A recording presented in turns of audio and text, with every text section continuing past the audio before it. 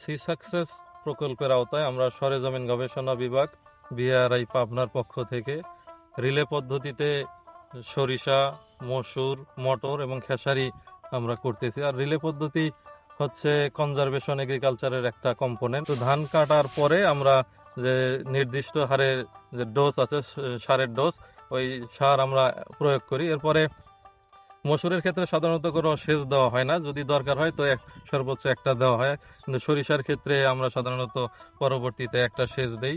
মটর এবং খেসারিতেও কোনো ধরনের সেচ দেওয়া হয় না।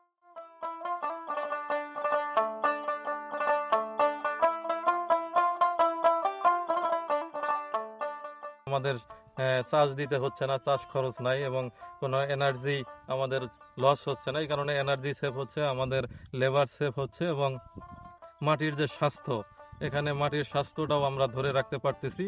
আর এখানে যদি আপনারা দেখেন যে এখানে ধানের একটা নির্দিষ্ট পরিমাণ নাড়া আমরা জমিতে রেখে দিচ্ছি, এতে জমির স্বাস্থ্য উন্নত হচ্ছে, জমির যে অর্গানিক কার্বন আছে এটাও দিন দিন বৃদ্ধি পাচ্ছে।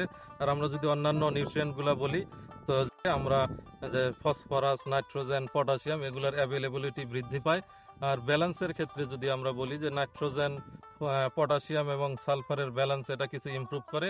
আর ফসফরাসের ক্ষেত্রে আমরা ফসফরাস সাধারণত পজিটিভ ব্যালেন্স, কিন্তু আমরা যদি জিরো টিলেজে নাড়া অ্যাপ্লাই করি তো আমরা 25% কমও যদি ফসফরাসটা দেই তো আমরা ব্যালেন্সটা জিরোর কাছাকাছি আনতে পারবো। তো এই কারণেই আমরা রিলে প্রযুক্তিকে একটা সাস্টেইনেবল টেকনোলজি হিসেবে বলতে পারি।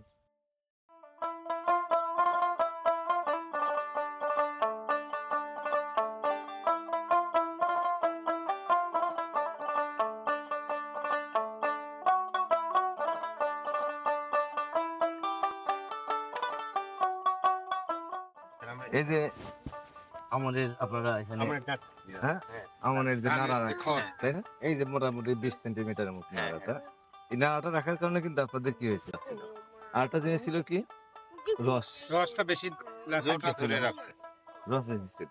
আচ্ছা, এই যে রোগ পালাই হয় না, পাতা শেষের দিকে হঠাৎ করে পাতা, এই পাতা কিন্তু মরা নাই তাই না, কিন্তু কিছু কিছু ক্ষেত্রে আমরা দেখি যে মশারির পাতা পুড়ে কালো ছাইয়ের মতো হয়ে যায়। হ্যাঁ, রোগ পালাই হয়, ফল পাকার আগেই পাতা শুকায়। এটা হলো প্রত্যেকটা জায়গায় মাটিতে রোগ জীবাণু থাকে, জানেন, ওটা একটা ছত্রাক, মাটির ছত্রাক আছে। যখন জমিতে চাষ দেওয়া হয় বেশি করে, চাষ দিলে ছত্রাক গুলো ভেঙে ভেঙে টুকরা টুকরা হয়ে যায়।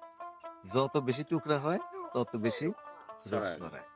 দেখবেন যে এরকম আর সুন্দর না, একদম মশলা শুকনা ঝরঝরা হয়ে গেছে, মানে জ্বালানির মতো।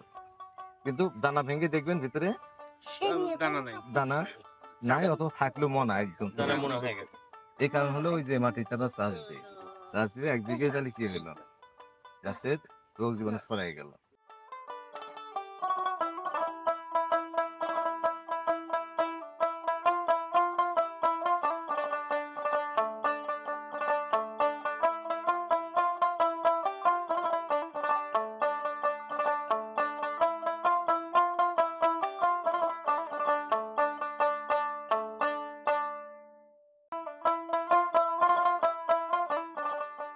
এই যে যে মটর ফসলগুলি দেখছেন এগুলি বিনা চাষে রিলে চাষ বলে। দেখা যাচ্ছে যে আগে আমরা এগুলি চাষ দিয়ে করতাম, অনেক খরচ হতো, সেই হিসাবে সেই টাকাগুলো আমাদের সংসারে অন্য কাজে ব্যয় হচ্ছে।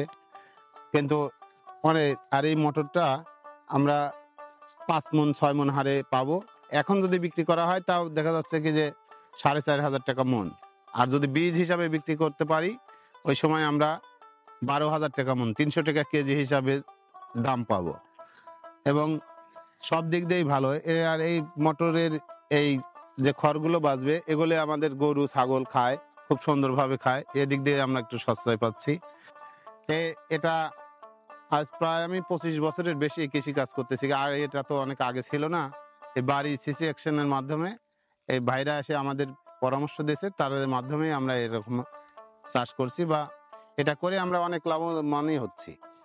আগে আমরা চাষ করে এত ভালো ফসল পেতাম না, কিন্তু এখন আমরা বিনা চাষে খুব ভালোভাবে ফসলগুলা পাচ্ছি। দেখা যাচ্ছে কি যে আমাদের টাকাও বেঁচে যাচ্ছে, জমিতে আর চাষ করতে হচ্ছে না। 2টা 3টা চাষ করতে লাগলে দেখা যাচ্ছে কি যে 1200 টাকা দেওয়া লাগতেছে, ঠিক মতো তাও চাষ করতে চায় না, আসতে চায় না।